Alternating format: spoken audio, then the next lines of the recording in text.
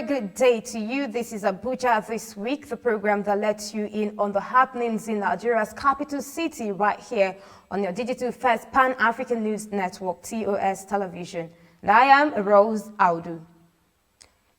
Some residents of the Federal Capital Territory are presently facing scarcity of water as a result of the ongoing repair works on the trunk line at the Lower Usuma Dam Water Treatment Plant 3 and 4 Ushafa. The repairs, which started some days ago, has led to shortage of water across the nation's capital, with many residents struggling to get the essential commodity for domestic use. Areas hit by the dearth of water include Ushafa, Kubwa, Dusen Alhaji, Area 1, Gariki, Durumi, and other locations. Also in the FCT, in the past week, we saw how the Minister of the Federal Capital Territory, Malan Mohammed Musa Bello, signed the FCT 2021 statutory budget proposal in the sum of 299 billion naira to the Senate Committee on FCT. The minister, who appeared before the Senate Committee on FCT, made the presentation alongside the Minister of State for FCT, Ramatu Tijani Aliu, and top management staff of the FCT. We also saw the Federal Executive Council FEC approved over 8.1 billion naira for the rehabilitation of the Federal Secretariat Phase 1 in Abuja. This was part of the 82 billion naira approved for the completion of infrastructure projects within the Federal Capital Territory, FCT. Minister of the FCT, Mohammed Bello, disclosed this while briefing State House correspondents at the end of Wednesday's council meeting, presided over by President Muhammadu Buhari at the council chamber Presidential Villa, Abuja. We also saw how the Small and Medium Enterprise Development Agency of Nigeria, SMEDAN, has disclosed that the Idu Abuja Furniture and Wood Enterprise Cluster will accommodate over 525 micro, small, and medium enterprises when completed. While taking newsmen on the facility tour of the center, the Director General of SMEDAN, Diko Rada, said the furniture and wood enterprise cluster under construction will be completed in 2021. As the world commemorates the 2021 World Water Day, the Federal Ministry of Water Resources, in collaboration with Action Against Hunger, has said availability of clean water in the country should be prioritized by all, especially those other rural areas. The Minister of Water Resources, Suleiman Adamu, made the statement at a briefing organized by the Ministry and Action Against Hunger to mark the 2021 World Water Day, which has as its theme, Valuing Water. In his address, the Minister of Water Resources, Suleiman Adamu, said the ministry intends to increase its awareness campaign on water sanitation and push for the involvement of government at all levels and NGOs to facilitate planning to make clean water available in Nigeria. Water for all implies that the elderly, disabled, marginalized, and poor people get access to clean drinking water and proper sanitation in line with Sustainable Development Goals 6.1 and 6.2. Wherever you are, you have a right to water. Directors of Action Against Hunger, WaterAid Nigeria, WHO, and UNESCO chart way forward on making clean water available for all. We have and will continue ensure rehabilitation of water points, provide safe water delivery by truck, install emergency latrines, and ensure waste management and epidemic control. The WaterAid is working with the Nigerian government through a memorandum of understanding on the National Action Plan for the revitalization of the wash sector. And on that, through that plan, we work together in different ways to part of the Ending Open Defecation campaign, because you know that open defecation leads to the contamination of already existing water sources. The World Health Organization will set the global standards for water quality.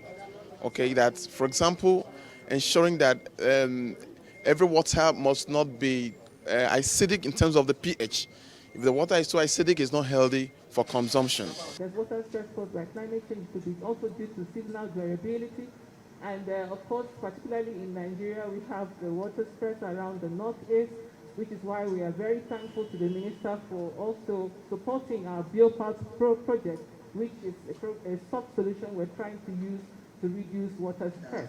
Clean water accessible to all, especially those at the rural communities, and save the millions of lives who are currently in need of clean drinking water. Rose Audu, reporting for TOS News. In Abuja this week, we also saw how the Association of Local Government of Nigeria has dissociated itself from a meeting purportedly convened by unauthorized persons in Abuja on Wednesday. The association described the meeting as illegal and should be disregarded by its members nationwide and the members of the public. A faction of the association convened a meeting where the said convener was returned as the factional president of Algon, but in a statement signed Wednesday in Abuja by the Algon chairman of the Interim Management Committee and the executive chairman of Suleja Local Government Council, Niger State, Honorable Abdullahi Maje, said its leadership did not approve of such meeting and should be ignored. This is TOS Television, and you're watching Abuja This Week. More stories from the Federal Capital City after this break. Stay tuned.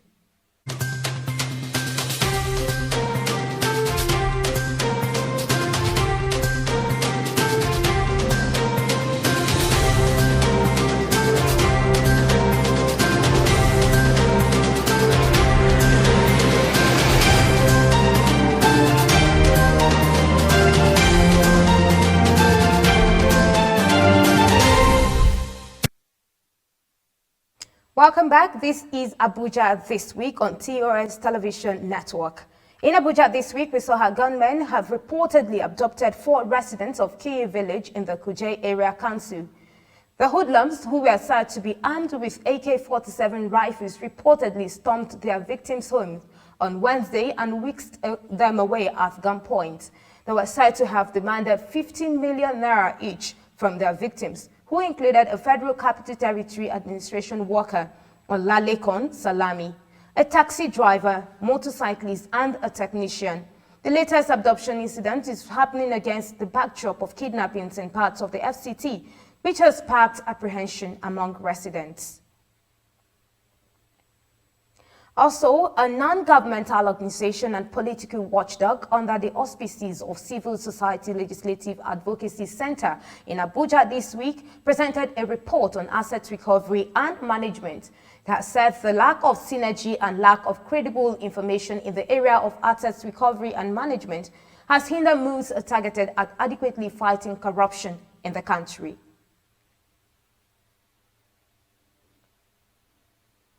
In Abuja this week, we saw a 12-year-old girl, Rejoice Ukpabi, has been electrocuted after touching a high-voltage cable allegedly abandoned by the officials of Abuja Electricity Distribution Company from the Appeal Office in the Federal Capital Territory, Abuja. TOS Television Network gathered that the incident occurred on Saturday at Durumi village when the girl mistakenly touched the stay cable that supported the electric pole placed near their compound while washing clothes. An Abuja Magistrate Court, Ibrahim Muhammad, has ordered the policemen at the court to arrest and handcuff a lawyer, Eburu Ekwebat, for challenging him on the summary of the case before the court. The Magistrate Court 2, Wuse Zone 6, Abuja, thereafter sentenced Ekwe to 2 months in prison for contempt in the face of the court. The lawyer was thereafter handcuffed and led out of the courtroom. A lawyer present during the dramatic court proceeding, who spoke with newsmen, said the lawyer's crime was that he interjected when the magistrate was delivering a ruling on an application by the opposing lawyer. And that is Abuja This Week, right here on your digital first Pan-African News Network, TOS Television. For more updates, visit www.tostvnetwork.com. Do follow and like TOS Television Network on Facebook, Twitter, and Instagram. And remember to subscribe on YouTube. Do stay with us and enjoy more programs on TOS Television Network. I am Rose Audu, and do enjoy the rest of the evening.